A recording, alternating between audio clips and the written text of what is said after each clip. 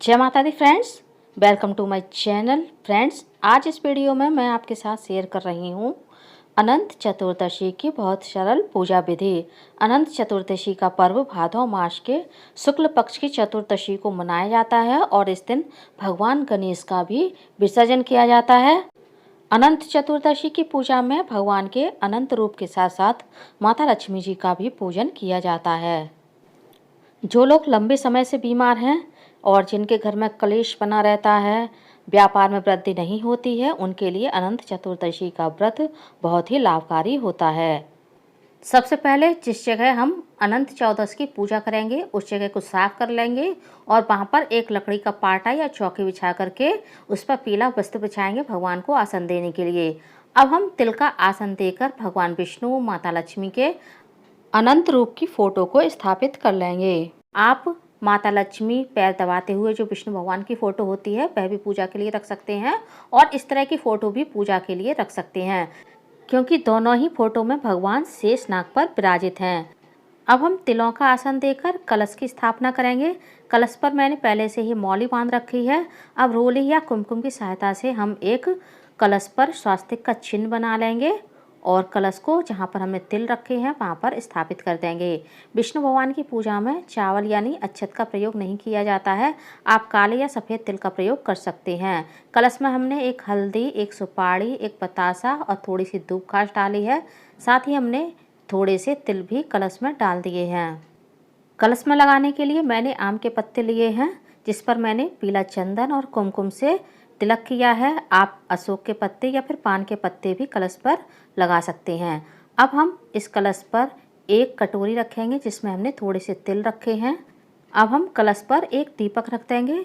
ये दीपक आप घी से भी बना सकते हैं या फिर तिल के तेल से भी बना सकते हैं। अब हम तिलों का आसन देकर भगवान गणेश की स्थापना कर देंगे। इसके बाद जो हमने अनंत लिए हैं ये अनंत भी हम चौकी पर स्थापित करेंगे। ये अनंत आप काले, नीले, पीले, सफ़ेद, लाल, गुलाबी जैसे मिल जाए आप ले सकते हैं।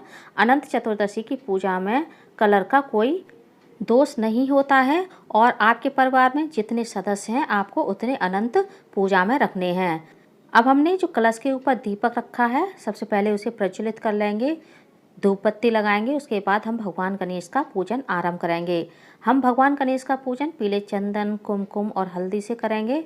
उसके बाद तिल चढ़ाएंगे। अब हम भगवान गणेश को धूप घास अर्पित करेंगे। इसके बाद एक हल्दी और एक सुपारी भगवान गणेश को हम अर्पित कर देंगे। अब हम भगवान गणेश को वस्त्रूपी मौली अर्पित करेंगे और एक जनेऊ भी अर्पित कर देंगे। आपके पास यदि ऐसा रेडीमेड जनेऊ ना हो तो आप कच्चे सूत से भी जनेऊ बनाकर भगवान को अर्पित कर सकते हैं। इसके बाद हम गणेश जी को पुष्प अर्पित करेंगे। आप गेंदा का, गुलाब का, गुड़हल का कोई भी पुष्प गणेश जी को अर्पित कर सकते हैं। अब हम भगवान विष्णु का और शेषनाग का पूजन कर देंगे पीले चंदन से। साथ ही हम भगवान विष्णु की गदा का भी पूजन करेंगे। माता लक्ष्मी को हम कुमकुम लगाएंगे और तिल चढ़ा देंगे। इसके बाद एक पीले फूलों की माला हम भगवान विष्णु को, माता लक्ष्मी को अर्पित कर देंगे।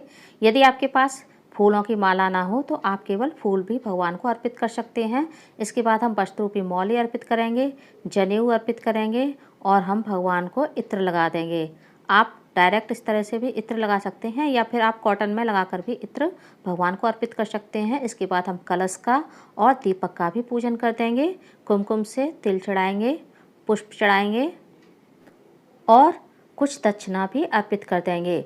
यदि आप कलश में कोई सामग्री डालना भूल गए हैं तो आप कलश के ऊपर भी उस सामग्री को रख सकते हैं। जैसे हल्दी या सुपारी या फिर पैसे डालना भूल जाते हैं, उस सामग्री को कलश के ऊपर रखते हैं। अब हम अनंत का भी पूजन कर देंगे। पीले चंदन से तिल चढ़ाएंगे और धूप दीप दिखा देंगे। आप इस तरह से भी धूप दीप अनंत को दिखा सकते हैं। अब हम एक जल का कलश भी भगवान के पास रख देंगे भोग के लिए। उसके बाद हमने भोग के लिए जो भी मिठाई या फिर पूड़ी पकवान लिए हैं उसे भी हम भगवान के सामने रख देंगे। मैंने विष्णु भगवान को बेसन के लड्डू का भोग लगाया है। गणेश जी के लिए हम अलग से भोग निकाल देंगे और विष्णु भगवान के भोग में हम तुलसी दल डाल देंगे। अब हम माता लक्ष्मी को एक सुहाग पिटारी भी अर्पित कर देंगे। मुख शुद्धि के लिए हम भगवान को एक पान अर्पित करेंगे जिस पर हम एक सुपारी, एक इलायची और 2 लौंग रखेंगे। यदि आपके पास पान ना हो तो आप केवल इलायची और लौंग का भी भोग लगा सकते हैं। साथ ही हम दक्षिणा स्वरूप कुछ पैसे अर्पित करेंगे, क्योंकि दक्षिणा से पूजा में जो कमी रह जाती है वह पूरी हो जाती है। अब हमने जो भी फल लिए हैं उनको भी हम भगवान को अर्पित कर देंगे। भगवान विष्णु को केला अति प्रिय होता है, तो आप केले का भोग लगा दें, वरना आप अपनी इच्छा के अनुसार कोई भी मौसमी फल का भोग लगा सकते हैं। अब हम अनंत चतुर्दशी की कथा पढ़ेंगे।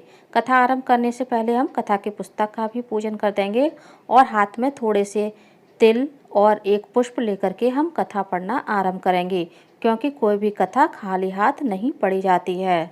फ्रेंड्स, कथा का वीडियो मैं अलग से अपलोड कर दूंगी, वरना वीडियो बहुत ज़्यादा लंबा हो जाएगा। जब हमारी कथा संपूर्ण हो जाएगी तो हमने हाथ में जो पुष्प और तिल लिए हैं वो हम भगवान के चरणों में अर्पित कर देंगे। अब हम दीपक जलाएंगे और अनंत भगवान की आरती करेंगे। मैंने कपूर से आरती की है, आप तिल के तेल से या फिर घी के दीपक से भी भगवान अनंत की आरती कर सकते हैं। पहले हम गणेश जी की आरती करेंगे, उसके बाद विष्णु भगवान माता लक्ष्मी की आरती करेंगे और फिर कलश की भी आरती करेंगे। उसके बाद हम दीपक का शीतलीकरण कर देंगे। अब हम भगवान को आरती देंगे, उसके बाद हम स्वयं आरती लेंगे और परिवार के सभी सदस्यों को आरती देंगे। और भोग के लिए जो हमने फल और मिठाई रखे हैं उनके भी चारों ओर हम इस तरह से जल फेर देंगे। अब ये अनंत हम परिवार के सभी सदस्यों को बांधने के लिए दे देंगे। पुरुष अपने दाहिने यानी राइट हैंड में बांधेंगे और महिलाएं अपने लेफ्ट हैंड में यानी बाएं हाथ में इन अनंत को बांधेंगे। ये अनंत आप पूरे साल भी अपने हाथ में बांध कर रख सकते हैं। यदि आप पूरे साल नहीं बांध कर रख पा रहे हैं तो कम से कम 14 घंटे या फिर 14 दिन तक आप इस अनंत को अपने हाथ में बांध कर रख सकते हैं। अनंत को आप पितृपक्ष में ना खोलें। यदि आपको नहीं बांधना है तो आप पितृपक्ष से पहले खोल दें, या फिर पूरा पितृपक्ष बीत जाए उसके बाद इस अनंत को आप अपने हाथ से निकालें। अनंत भगवान के चरण स्पर्श करके उनका आशीर्वाद लें और पूजा में हुई भूल चूक के लिए भगवान से क्षमा याचना करें। फ्रेंड्स, अनंत चतुर्दशी का मेरा ये छोटा सा सरल सा वीडियो आप लोगों को कैसा लगा कमेंट्स करके ज़रूर बताइएगा। और यदि आप मेरे चैनल पूनम की आस्था पर पहली बार आए हैं तो प्लीज़ चैनल को सब्सक्राइब कर लीजिए, वीडियो को ज़्यादा से ज़्यादा लाइक कीजिए, शेयर कीजिए, साथ ही बेल आइकन को प्रेस कर दीजिए ताकि हमारे आने वाली सारी लेटेस्ट वीडियो की नोटिफिकेशन आप लोगों को टाइम से मिल सके। कॉमेंट्स बॉक्स में अनंत भगवान की जय अवश्य लिखिएगा। धन्यवाद फ्रेंड्स। बोलिए अनंत भगवान की जय, माता लक्ष्मी की जय। ओम नमो भगवते वासुदेवाय नमः।